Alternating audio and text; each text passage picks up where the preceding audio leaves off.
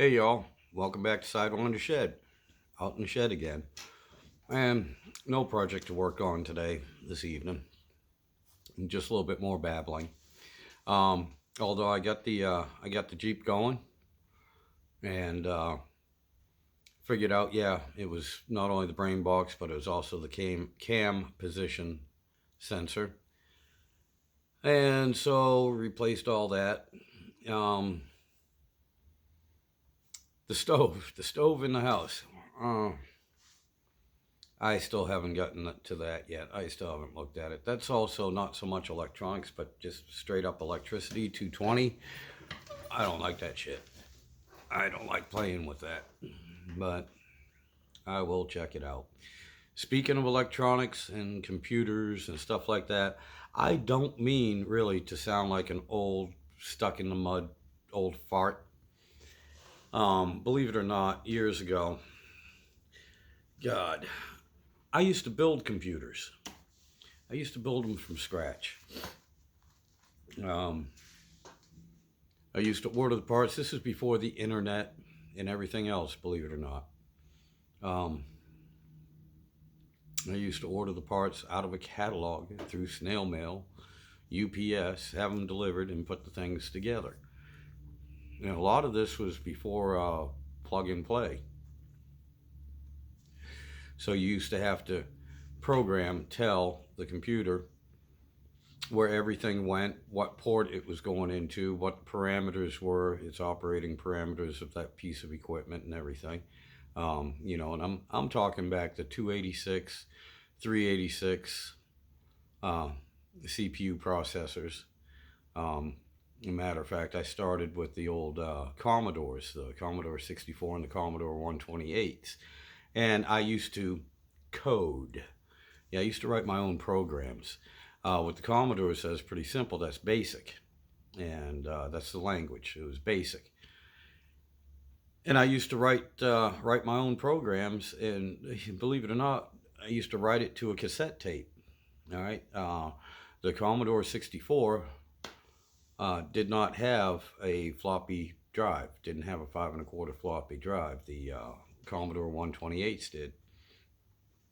But I didn't have at the time. I didn't have anything to uh, write any code onto a 5 1/4 floppy disk, but I could use your regular old cassette tape. And BASIC was the first language I learned, and then I learned COBOL, COBOL, which was let's see, can I remember what the hell did that stand for? It stood for uh, computer. Oh no, it didn't. It stood for, what the I can't remember. Give me a second here.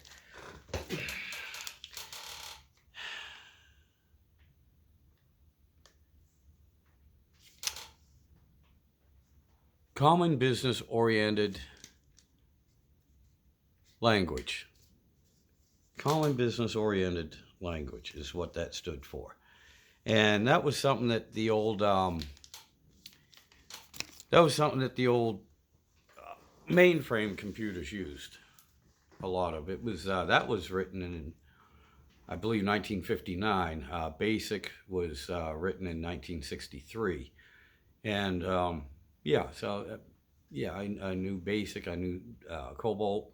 Um, I knew C, C plus, C plus plus, C sharp, JavaScript. I used to dabble with all that stuff. So yeah, I mean, I'm not afraid of computers. I'm not ignorant of computers. I just got tired of them and decided they weren't for me. Like I said, I used to build them. When I actually when the 46s came out, I still have the last computer I built, which was a had an AMD 46 DX2 400 processor in it, I believe, and one of the first 1 gigabyte hard drives. Um, but when I started getting into putting dual processors in the motherboards and everything, I ended up learning how to write my own BIOS. so I could start the computer up the way I wanted it to start. What things started up first and everything. So yeah, I'm familiar. I haven't done it. Yeah, again, I haven't done that in decades, and so much stuff has changed. I'm still talking about SD RAM, SRAM. That was all brand new stuff when I was working on them. Um, today I don't even know how they operate today, but everything starts as has a basic idea. But anyway, uh, point is, I don't hate computers. I'm just not interested in them anymore, and I don't trust them for longevity. Uh, my cast iron pans. A lot of them are over 150 years old. They last a lot longer than the non-stick Teflons did. It's just certain things that might seem ancient technology, but they're still with us and we're still using it. Same with the engines. Carburetors have been around ever since almost pretty much the internal combustion engine, gasoline powered engine.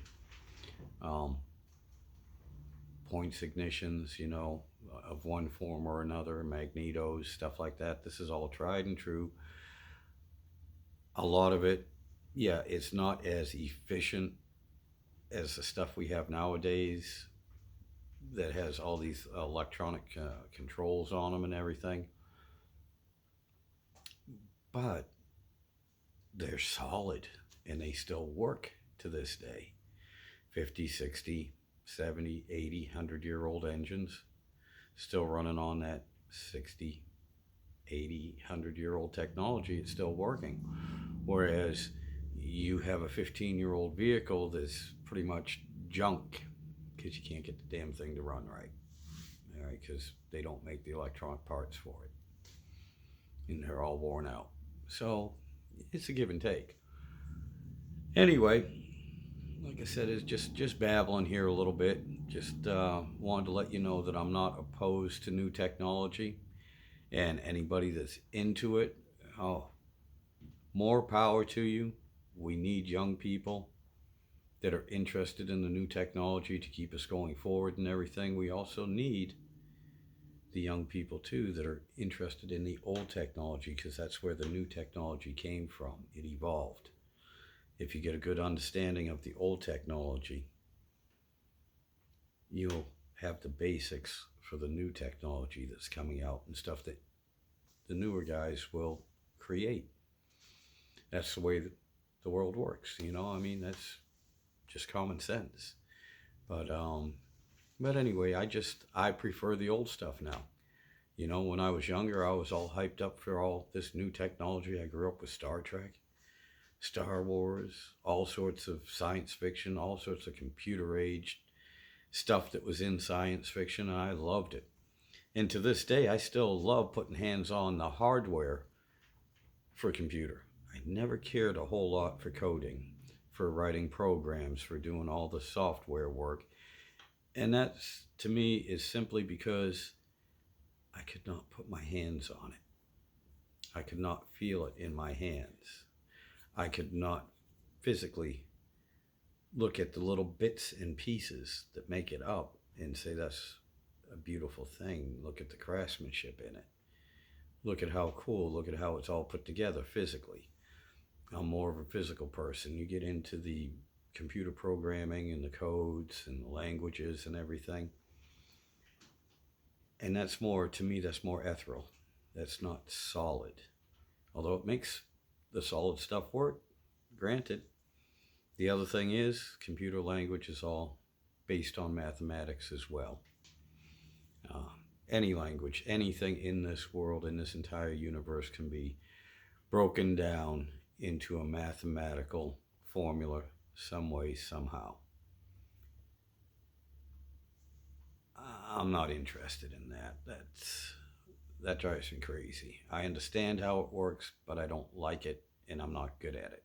So I stick with the things that I enjoy, and that, all right, I'm not even going to say that I'm good at, but I stick with the things that I enjoy doing, and that's anything I can put these grubby little paws on and touch and see how it goes together, how it comes apart, how it's supposed to work, and what can I do to make it do what it's not supposed to do, but what I want it to do. It's part of the challenge. Physically, anything analog, anything I can touch with my fingers, that I know can be I can do something with it, is all I'm trying to say. Hell, I can't even speak, so why do I want to deal with a computer language? Anyway, thank you all for listening to me babble again. I hope you all have a great day. I hope you have a great week and a great weekend.